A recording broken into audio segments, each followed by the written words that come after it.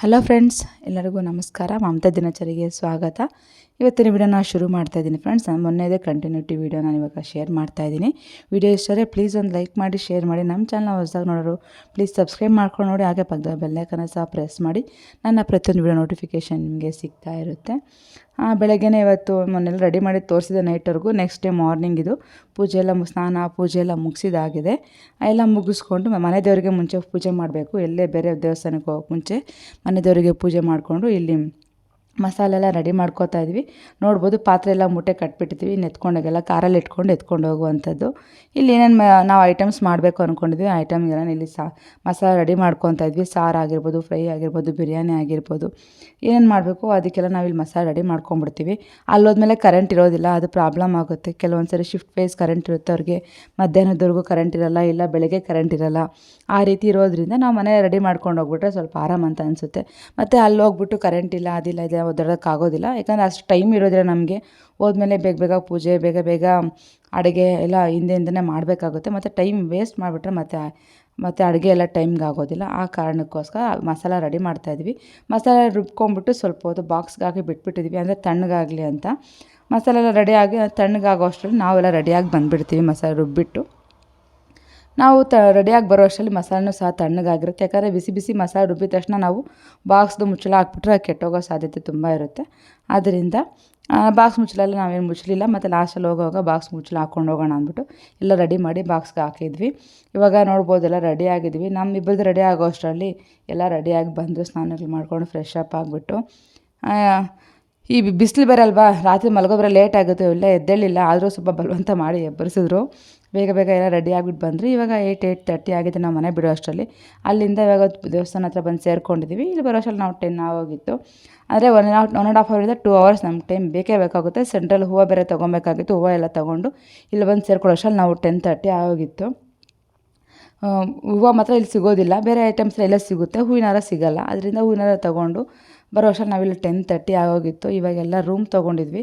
ಒಂದು 45ರಿಂದ 50 ಜನ ಬರುವಂಥ ಪ್ಲ್ಯಾನ್ ಇತ್ತು. ಮತ್ತು ಆಚೆ ಎಲ್ಲ ಮಾಡೋಕ್ಕಾಗೋದಿಲ್ಲ, ಅದು ಬೇರೆ ತುಂಬಾ ಗಾಳಿ, ಧೂಳು ತುಂಬ ಇದೆ, ಆ ಧೂಳು ಎದ್ದು ಬರ್ತಾ ಇರುತ್ತೆ. ಈ ಬಿಸಿಲಿಗೆ ಬೇರೆ ಆಚೆ ಮಾಡೋಕ್ಕಾಗೋದಿಲ್ಲ. ಅದಕ್ಕೆ ನಮ್ಮ ಮನೆಯವರು ರೂಮಲ್ಲೇ ಮಾಡ್ಕೊಂಬಿಟ್ರಿ, ಸುಮ್ಮನೆ ಯಾಕೆ ಆಚೆ ಎಲ್ಲ ಮಾಡೋಕ್ಕೆ ರಿಸ್ಕ್ ಬೇಡ ಅಂತ ಅಂದರು.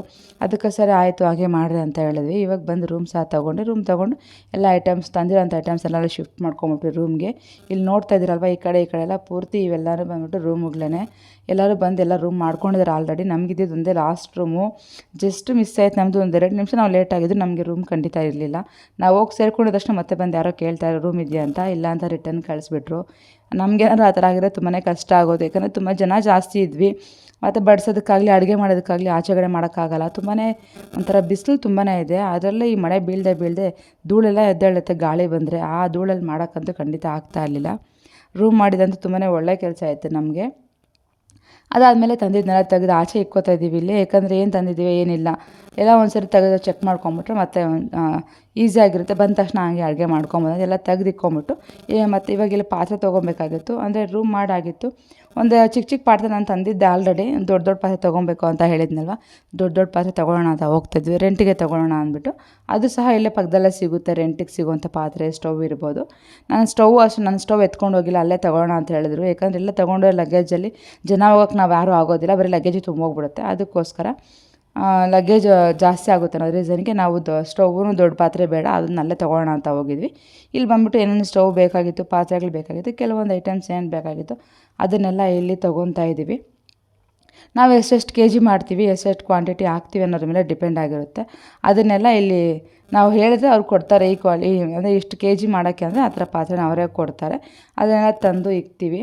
ಅದನ್ನು ತಂದು ತೊಳೆಸಿ ಮತ್ತು ನಾವು ಹೋಗ್ಬಿಟ್ಟು ನಾವು ಪೂಜೆಗೆಲ್ಲ ರೆಡಿ ಮಾಡಬೇಕು. ಇವಾಗೆಲ್ಲ ಫಸ್ಟಿಗೆಲ್ಲ ಸೆಲೆಕ್ಟ್ ಮಾಡ್ಕೋತಾ ಇದ್ವಿ, ಏನು ಬೇಕು ಏನು ಬೇಡ ಅಂತ. ನಮಗೂ ಅಷ್ಟೊಂದು ಎಕ್ಸ್ಪೀರಿಯೆನ್ಸ್ ಇಲ್ಲ, ಇದೆ ಫಸ್ಟ್ ಟೈಮ್ ಅಲ್ವಾ, ಒಂದು ಹೊಸ ಎಕ್ಸ್ಪೀರಿಯೆನ್ಸ್ ಆಗ್ತಾಯಿತ್ತು.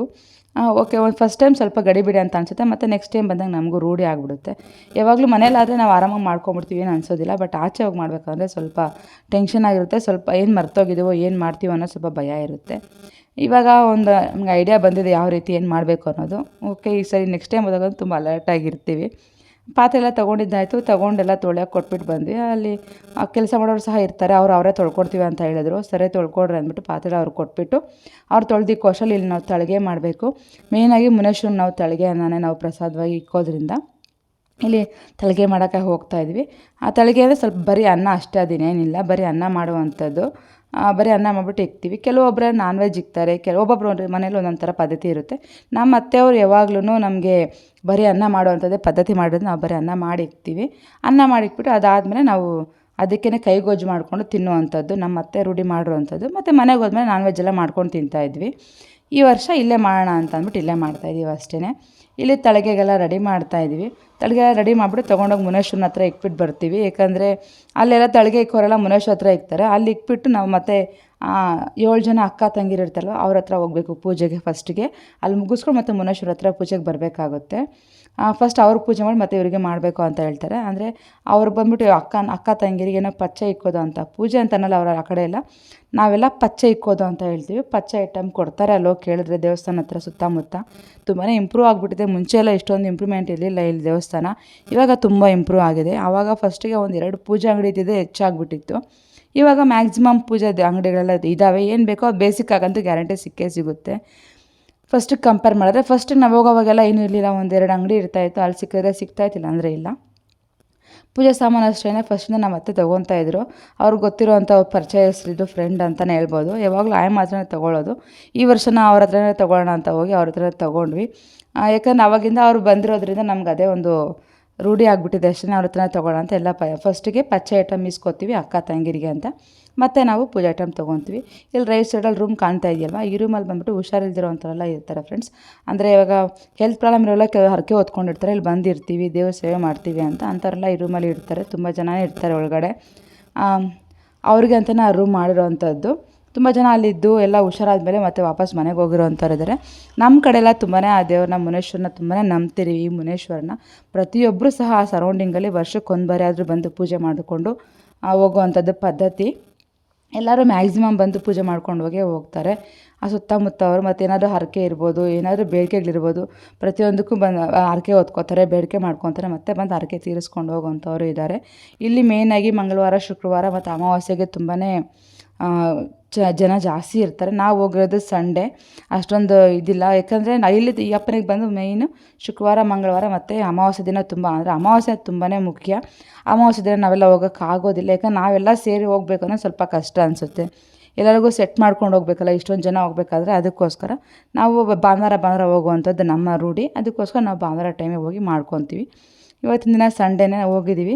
ಇಲ್ಲಿ ನೋಡ್ಬೋದು ಅಕ್ಕ ತಂಗಿರು. ಇಲ್ಲೆಲ್ಲ ಮುಂಚೆ ನಾವು ಒಳಗೆ ಹೋಗಿ ನಾವೇ ಪೂಜೆ ಮಾಡ್ಕೊಂಡು ಬರ್ತಾಯಿದ್ವಿ. ಜನ ಜಾಸ್ತಿ ಆಗ್ತಾ ಇವಾಗ ಅಲ್ಲಿ ಒಳಗಡೆ ಬಿಡೋದಿಲ್ಲ. ಆಚೆಯಿಂದನೇ ನಾವು ಪೂಜೆ ಸಾಮಾನು ಕೊಟ್ಟರೆ ಅವ್ರು ಪೂಜೆ ಮಾಡಿಕೊಡ್ತಾರೆ. ನೋಡ್ತಾ ಇದ್ರಲ್ವ, 4 ಜನ ವಿಗ್ರಹ ಇಕ್ಕಿದ್ದಾರೆ. ಇನ್ನು 3 ಜನ ಚಿಕ್ಕದಾಗಿ ಕಲ್ಲಿನ ರೂಪದಲ್ಲಿ ಆ ರೀತಿಯೇ ಇದ್ದಾರೆ. ಅವ್ರನ್ನೇನು ಇನ್ನೂ ಚೇಂಜ್ ಮಾಡಿಲ್ಲ. ಈ ಮರ ಕಾಣಿಸ್ತಾ ಇದೆಯಲ್ವ, ಎಲ್ಲನೂ ಕೊಂಬೆಗೆಲ್ಲ ಎಲ್ಲ ಕಲ್ಲು ಕಟ್ಟಿದ್ದಾರೆ, ಏನೋ ಕಟ್ಟಿದ್ದಾರೆ. ಇದೆಲ್ಲ ಹರಕೆ ಹೊತ್ಕೊಳ್ಳುವಂಥದ್ದು. ಹರಕೆ ಹೊತ್ಕೊಂಡು ಇಲ್ಲಿ ಕಟ್ಟಿರ್ತಾರೆ. ಅದು ನೆರವೇರಿದ್ಮೇಲೆ ಮತ್ತೆ ಬಂದು ಹರಕೆ ತೀರಿಸ್ಕೊಳ್ಳುವಂಥದ್ದು. ಪೂಜೆ ಎಲ್ಲ ಮುಗಿಸ್ಕೊಂಡಾಯ್ತು. ಇವಾಗ ಅಲ್ಲಿ ಕೊಟ್ಟಿದ್ವಲ್ಲ ಪ್ರಸಾದ, ಕೆಲವೊಂದು ಅದರಲ್ಲಿ ಸ್ವಲ್ಪ ಪುರಿ ಮತ್ತು ಒಂದು ಬಾಳೆಹಣ್ಣು ಮತ್ತು ಸ್ವಲ್ಪ ತೆಂಗಿನಕಾಯಿ ರಿಟರ್ನ್ ಕೊಡ್ತಾರೆ. ಅದನ್ನೆಲ್ಲ ಇಲ್ಲೇ ತಿನ್ಕೊತೀವಿ. ಇಲ್ಲಿ ತಿನ್ಕೊಂಡು ಮತ್ತೆ ಅಲ್ಲಿ ಮುನೇಶ್ವರ ಹತ್ರ ಪೂಜೆಗೆ ಹೋಗುವಂಥದ್ದು. ಅಂದರೆ ಇಲ್ಲಿ ಇವರ ಪ್ರಸಾದ ಅಂದ್ಬಿಟ್ಟು ಈ ಪ್ರಸಾದನ ಇಲ್ಲಿ ತಿನ್ಕೊತೀವಿ. ಮತ್ತು ಅಲ್ಲಿ ಮುನೇಶ್ವರನ ಪೂಜೆಗೆ ಹೋದಾಗ ಮತ್ತೆ ಅಲ್ಲಿ ಇನ್ನೊಂದು ಪ್ರಸಾದ ಮಾಡ್ಕೊಂಡು ಹೋಗುವಂಥದ್ದು. ಇವಾಗ ಇಲ್ಲಿ ಮುನೇಶ್ವರ ಹತ್ರ ಬಂದಿದ್ದೀವಿ. ಫಸ್ಟ್ ಅಕ್ಕ ತಂಗಿರಿಗೆ ಪಚ್ಚೆ ಇಟ್ಟು ಆಯಿತು. ಇವಾಗ ಇಲ್ಲಿ ಮುನೇಶ್ವರ ಪೂಜೆಗೆ ಬರ್ತಾಯಿದ್ದೀವಿ. ಮುನೇಶ್ವರನ ಪೂಜೆ ಮುಗಿಸ್ಕೊಂಡು ಮತ್ತೆ ಹೋಗಿ ಮತ್ತೆ ಎಲ್ಲ ಅಡುಗೆ ಮಾಡ್ಕೊಂಡು ತಿನ್ನುವಂಥದ್ದು. ಇಲ್ಲಿ ತಳಗೆ ತಂದು ಮುಂಚೆ ನಾವು ಅಲ್ಲಿ ಇಟ್ಬಿಟ್ಟಿರ್ತೀವಲ್ವ, ಯಾರು ಏನೇನು ಮಾಡಿರ್ತಾರೋ ಅದನ್ನೆಲ್ಲ ತಂದು ಅಲ್ಲಿ ಪಾತ್ರೆಯಲ್ಲಿ ಇಟ್ಕೊಂಡಿರ್ತಾರೆ, ಅವ್ರವ್ರ ಪಾತ್ರೆಯಲ್ಲಿ. ಅದಕ್ಕೆ ಅವರು ಪುರೋಹಿತರು ಸ್ವಲ್ಪ ತೀರ್ಥವನ್ನು ಹಾಕ್ತಾರೆ. ಆ ತೀರ್ಥ ಹಾಕಿದಾಗ ನಮಗೆ ದೇವ್ರದ್ದು ಪ್ರಸಾದ ಅಂತ ಆಗುತ್ತೆ. ಆವಾಗ ಅದನ್ನ ತೊಗೊಂಡೋಗಿ ನಾವು ಊಟ ಮಾಡ್ಕೊಳ್ಳುವಂಥದ್ದು. ನಾವೇನಪ್ಪ ಅಂದರೆ ವೈಟ್ ರೈಸಿಗೆ ಯಾವಾಗ್ಲೂ ಕೈಗೊಜ್ಜು ಮಾಡಿಕೊಂಡು ತಿನ್ನುವಂಥದ್ದು ನಮ್ಮ ಪದ್ಧತಿ ಅಲ್ಲಿ. ಅದಕ್ಕೋಸ್ಕರ ಏನು ಮಾಡಿದ್ರೆ ಬೆಳಗ್ಗೆ ಟಿಫನ್ಗೆ ಅಂದ್ಬಿಟ್ಟು ಅದನ್ನೇ ಮಾಡ್ಕೊಂಬಿಟ್ಟಿದ್ವಿ. ಅಂದರೆ ವೈಟ್ ರೈಸ್ಗೆ ಕೈಗೊಜ್ಜು ಮಾಡ್ತೀನಿ ಬಿಡೋಣ ಬೆಳಗ್ಗೆ ಟಿಫನ್ಗೆ, ಮಧ್ಯಾಹ್ನ ಊಟಕ್ಕೆ ನಾನ್ ವೆಜ್ ರೆಡಿ ಮಾಡೋಣ ಅಂತ ಅಂದ್ಕೊಂಡು ಹೋಗಿದ್ವಿ.